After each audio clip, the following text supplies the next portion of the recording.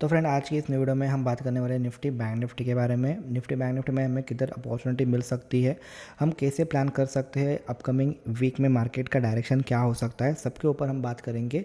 Video only for education purpose के लिए है। अभी तक अपने चैनल पर नए हो तो चैनल पर आप सब्सक्राइब कर सकते हो, because every day I am trying live आने की मैं कोशिश करता हूँ। ओके, तो यहाँ पर तो लाइव में हम बात करेंगे, लेकिन बिफोर हैपनिंग मार्केट में कैसे हम प्लान करेंगे वो सब कुछ यहाँ इस वीडियो में हम बात करने वाले हैं। ओके, तो चलो तो हम स्टार्ट करते हैं वीडियो को। और video only for education purpose के लिए कौन सा भी वीडियो देखकर आप बाय और सेल मत करिए। ओके, तो सबसे पहले आते हैं वीकली टाइम फ्रेम पर। अगर हमने वीकली टाइम फ्रेम एनालिसिस करने की कोशिश की तो यहाँ पर एक मार्केट ने कन्फ्यूजिंग कैंडल क्रिएट की है, उसको हम बोलते हैं doji type of candle. Because यहाँ पर हमने देखने की कोशिश की तो मार्केट जो स्ट्रॉन्ग अप ट्रेंड में था उसके बाद एक बिग रेड कैंडल ने उसका जो ट्रेंड है वो पूरी तरीके से चेंज कर दिया। ओके, तो यहाँ पर शॉर्ट टर्म के लिए तो मार्केट ने हाई बना चुका है, लेकिन प्रीवियस जो लेग है ये है। ओके, हायर लो जो है कि 24,000 के आसपास। ओके, मतलब कि मार्केट में जो आने वाले वीक में जो रेंज आ रही है वो 24,000 नीचे की ओर, ऊपर की ओर जो लेवल आ रहे हैं वो 26,250 के राउंड फिगर। ओके, आसपास यहाँ पर कुछ मार्केट में ये काम करेगा स्ट्रॉन्ग रेजिस्टेंस का, ये काम करेगा स्ट्रॉन्ग सपोर्ट का। और जब तक इस दोनों के बीच में मार्केट है, वीकली टाइम फ्रेम के लिए मार्केट एक मूवमेंट एक साइडवे मार्केट में प्रोबेबिलिटी जा सकती है। लेकिन वीकली टाइम फ्रेम इंट्राडे में मोमेंटम भी आ सकती है। लेकिन एक बड़े टाइम फ्रेम के लिए मार्केट जब भी ऐसा करता है, मतलब कि इस लो से इस हाई के बीच में जाता है और इस बीच में जाता है, तो थोड़ा सा टाइम पास मार्केट कर सकता है, इज़ अ प्रोबेबिलिटी। ओके, तो हम आते हैं डेली टाइम फ्रेम के ऊपर। अगर डेली टाइम फ्रेम में अगर हमने बात की तो यहाँ पर मार्केट क्या कर रहा है, तो अगर हमने देखा तो ये जो अभी मार्केट है वो मार्केट बराबर बीच में आ गया है। और वीकली टाइम फ्रेम में भी इन्होंने एक डोजी टाइप ऑफ पैटर्न बनाया है। वीकली टाइम फ्रेम में भी इसने एक डोजी टाइप ऑफ पैटर्न बना है, डेली टाइम फ्रेम पर भी डोजी टाइप ऑफ पैटर्न बनाया है। मार्केट जो यहाँ से नीचे गिरा था उस वजह से काफ़ी ज़्यादा ऑप्शन बायर को प्रॉफिट हो गया है। तो एक बात हम आपके लिए बोलते हैं कि भाई every day is not option buyer day. सबका जो डे है वो ऑप्शन बायर का नहीं होता। Option buyer is a probability of 33% winning probability. तो डे फाइंड आउट करना चाहिए, ऑप्शन बाइंग का डे कब आता है कब नहीं आता है वो सब फाइंड आउट करना चाहिए। ऑप्शन बायर को कब मोमेंटम मिलता है, जब मार्केट एक टाइम पास होता है, मतलब कि एक रेंज में मार्केट जाता है, उसके बाद जो मार्केट फटता है तो वहाँ पर ऑप्शन बायर को ज़्यादातर प्लान करना चाहिए। Not recommendation but just my view. Okay, आप इधर भी देख सकते हो, जब भी मार्केट एक रेंज में था उसके बाद जब रेंज ब्रेक किया तो एक मोमेंटम आई, उसके बाद यहाँ पर मार्केट ने एक फेक ब्रेकआउट किया, उसके बाद एक मोमेंटम आई, यहाँ पर भी एक मोमेंटम आई थी। मतलब कि मैं ये चीज़ मतलब कि मैं ये चीज़ बोल रहा हूँ आपको कि एवरी डे मत ट्राई कीजिए option buying. Zero to hero every day नहीं हो सकता। Market as a option seller को भी मुनाफा देती है, एज अ ऑप्शन बायर को भी हेल्प करती है। तो दोनों का बैलेंस होना बहुत ही ज़्यादा इंपॉर्टेंट है। अभी तो मार्केट जो जा रहा है वो एक टाइम करेक्शन में जा गया है। मार्केट ये जो हाई बनाया है 25,200 का, ये जो शॉर्ट टर्म के लिए ये जो हाई है is a strong resistance area. और नीचे की तरफ का जो एरिया आ रहा है वो ऑलमोस्ट 24,800, शायद 24,700। ओके, तो जब तक इस लेवल के बीच में मार्केट है हमें एज अ स्कैल्पिंग प्लान करना चाहिए।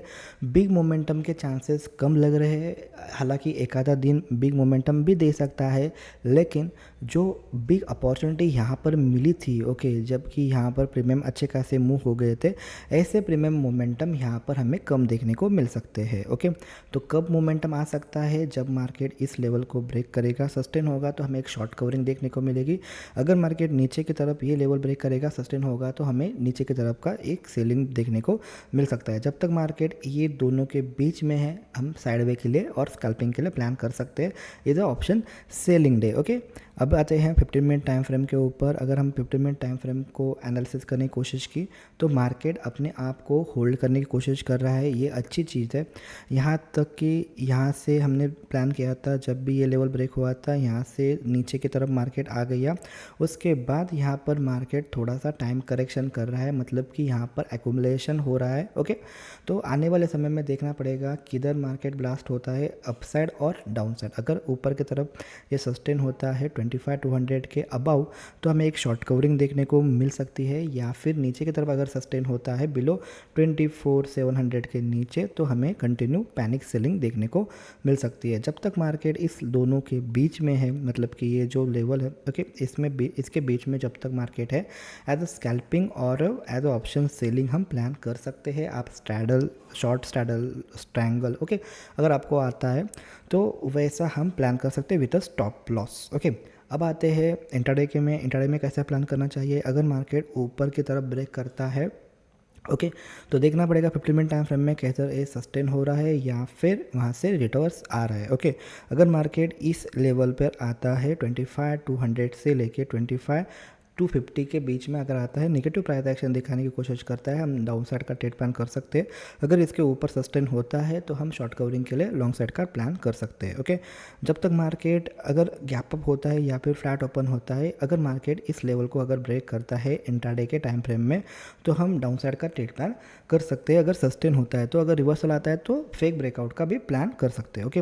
अगर मार्केट नीचे की तरफ आता है 24,700 के आसपास अगर आता है, पॉजिटिव प्राइस एक्शन दिखाई देता है तो हम रिवर्सल का ट्रेड प्लान कर सकते हैं ओके।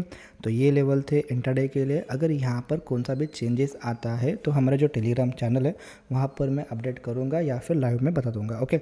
अब आते हैं बैंक निफ्टी की। और बैंक निफ्टी अगर हमने वीकली टाइम फ्रेम को एनालिसिस करने की कोशिश की तो बैंक निफ्टी में अच्छा खासा हमें नीचे से ऊपर तक एक पुल बैक देखने को मिला है, और बैंक निफ्टी थोड़ा सा पॉजिटिव नज़र आ रहा है कंपेयर टू निफ्टी ओके। तो यहाँ पर बैंक निफ्टी जो है, तो बैंक निफ्टी ने तो रिकवरी दिया है ओके।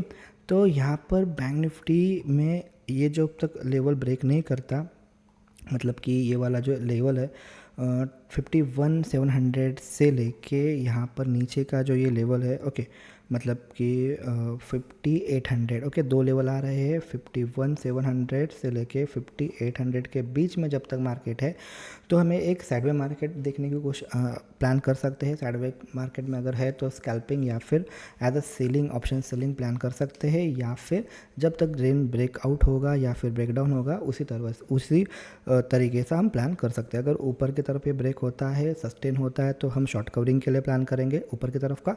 अगर नीचे में ब्रेक होता है, सस्टेन होता है तो हम डाउन साइड का ट्रेड प्लान कर सकते हैं कंटिन्यूएशन के हिसाब से ओके।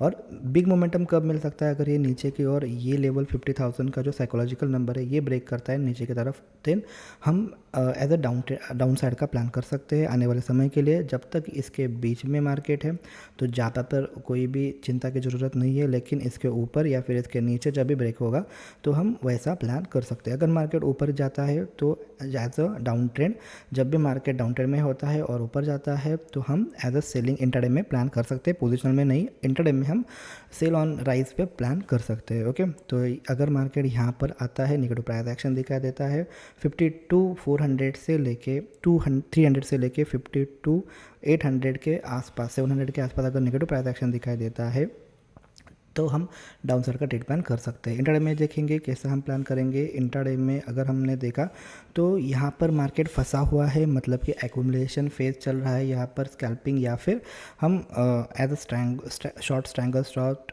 स्ट्रैडल प्लान कर सकते हैं एज ऑप्शन सेलर। जब तक मार्केट इस दोनों के बीच में है तब तक हमें ज़्यादातर एक रेंज बाउंड मार्केट, चौपी मार्केट देखने को मिलेगा। अगर मार्केट इसके नीचे सस्टेन होता है तो डाउन साइड का ट्रेड प्लान कर सकते हैं, यहाँ पर डिमांड एरिया है। अगर मार्केट ऊपर की तरफ ब्रेक करेगा तो हम अपसाइड के लिए प्लान कर सकते हैं ओके। तो ये जो ब्रेक इवन लेवल है यहाँ से लेके यहाँ तक कोई भी ज़्यादा क्वांटिटी के साथ अगर आप नहीं हो तो avoid is a better solution. अगर आप नहीं हो तो ओके, अगर आप as a full time trader हो देन आपको कम क्वांटिटी में रिस्क लेने चाहिए या फिर आप अवॉइड करो। बिकॉज क्या होता है, जब भी मार्केट ऐसे रेंज में आता है तो ज़्यादातर लोगों को एसएल हिट होना स्टार्ट होते हैं, बिकॉज मार्केट साइड भी जाता है ओके। तो जब भी ऐसा मार्केट होता है तो हमें वो मार्केट में ट्रेड करना अच्छा लगता है, बिकॉज वहाँ पर एक डायरेक्शनल मूवमेंट आती है और जो भी एंट्री होते हैं ईजिली प्रॉफिट गेन कर सकते हैं। अगर मार्केट इस लेवल में आता है, मतलब कि 52,300 से लेके 200 से लेके 52,700 के आसपास अगर मार्केट आता है, यहाँ पर अगर नेगेटिव प्राइस एक्शन दिखाई देते हैं तो हम डाउन साइड का ट्रेड प्लान कर सकते हैं। या फिर अगर मार्केट यहाँ पर आता है 50,000 के आसपास 50,100 से लेके 50,360 के बीच में अगर आता है पॉजिटिव प्राइस एक्शन दिखाई देता है तो हम ऊपर की तरफ का ट्रेड प्लान कर सकते हैं। ओके, अगर मार्केट फ्लैट ओपन होता है, कंसोलिडेट करता है, लो ये ब्रेक करता है तो हम डाउन साइड का trade plan as a scalping के लिए प्लान कर सकते हैं। ओके, अगर इसमें कोई भी चेंजेस होगा तो टेलीग्राम पर मैं डालूंगा। ओके, तो आप टेलीग्राम को ज्वाइन करना ना भूलिएगा। ओके, डिस्क्रिप्शन में लिंक है, वहाँ पर आप ज्वाइन कर सकते हो।